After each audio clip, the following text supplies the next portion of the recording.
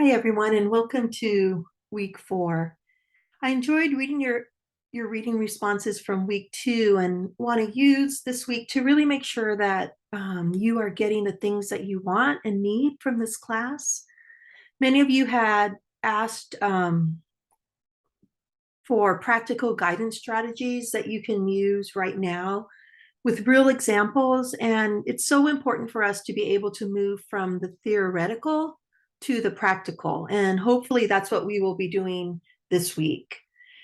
We also will explore in depth some of the things that have been weighing on our minds in the past weeks. We're going to use this week to draw out more ideas for strategies to address things like timeout and some of those strategies that we have talked about in week 2 and in week 3.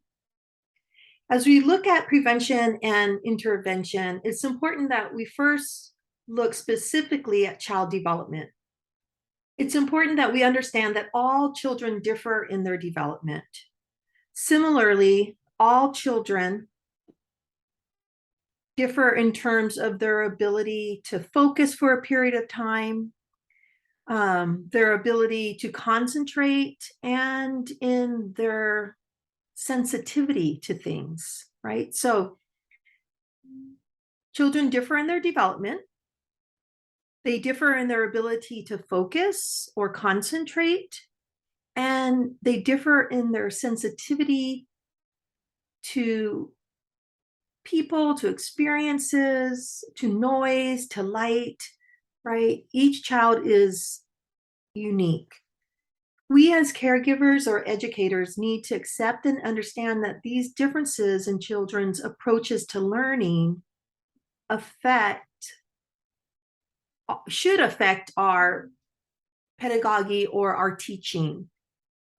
As we accept and understand individual differences, we will be in a better position to offer effective and appropriate guidance.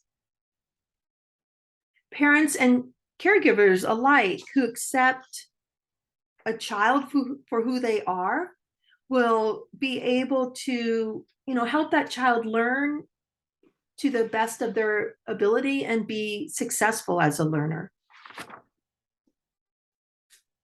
We know that we learn when we make mistakes. Mistakes are a normal and expected part of development. When caregivers acknowledge this, they tend to be more understanding of children's misbehavior. Caregivers who take the time to offer developmentally appropriate verbal explanations and guidance help children gain confidence, competence, and social problem solving skills. And isn't that what we want children to develop into? People who are confident and competent and understand how to problem solve. Expectations for behavior vary greatly from family to family and from culture to culture. Some may place a higher value on compliance, on dependence, or on respect for elders, while others give priority to individualism, independence, and assertiveness. And so those are probably two, points on a broad spectrum of family and cultural expectations of children who are coming into your classroom. And so similarly, you need to understand what your family and cultural influences are on your expectations of what is appropriate for children, and understand that you may be approaching your guidance because of your own experience, and sometimes that needs to be done away with because it may not be best practice and it may not be developmentally appropriate. I know even for myself, my father being from Hawaii, high expectation on compliance.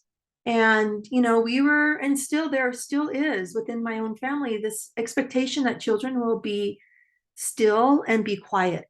And that is not developmentally appropriate if you're 2 to 8 years old, right? So we have to be really reflective on how our expectations of children has been developed. All right, so the environment plays a critical role in children's behavior. There are four influencing factors in the environment we need to consider. The first is people. Adults who are committed to nurturing and guiding children create an atmosphere which fosters trust, security, and comfort. That environment where children feel safe. And children need to feel safe, and all their basic needs need to be met before they can be in a place to learn. Communication skills are critical in modeling behavior adults wish children to learn. When children are in an environment that encourages caring and cooperative relationships, they learn to relate with each other in positive ways. We also need to consider the space, the actual physical space. Space can encourage or discourage desired behaviors. When space is sufficient, children can play and work in a relaxed setting. There should be areas specifically designed or designated for adults, perhaps, a working desk where the teacher has their things that are needed for curriculum, for paperwork, right? So children do not go into that space. And then you need space specifically designed for children where adults may not enter in, possibly a quiet space, a space that's small and comforting, right? But like a cocoon. There also needs to be space specifically designed for individuals or groups.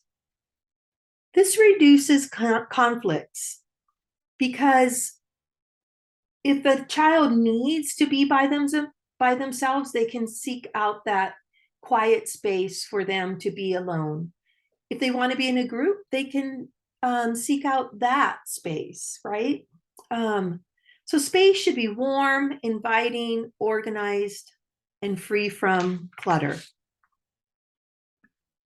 We just got done creating daily schedules and transition strategies to help children be successful. Schedules, routines, and transitions serve as a framework from which children gain trust, security, and order. Schedules provide consistency and help children know what is expected when.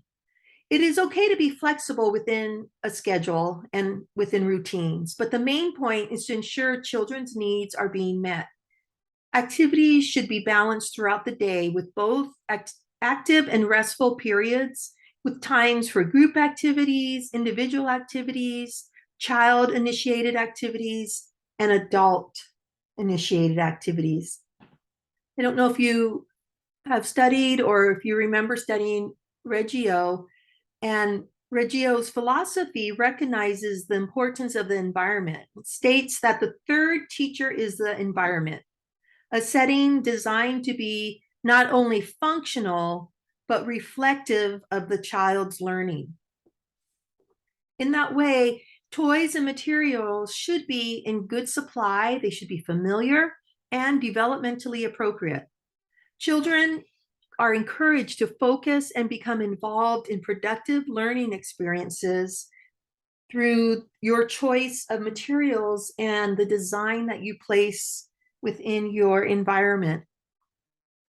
Educators or caregivers who are knowledgeable about the ways in which environments influence behavior can plan their settings accordingly with groups of infants and toddlers. Providing duplicates of favorite toys is essential.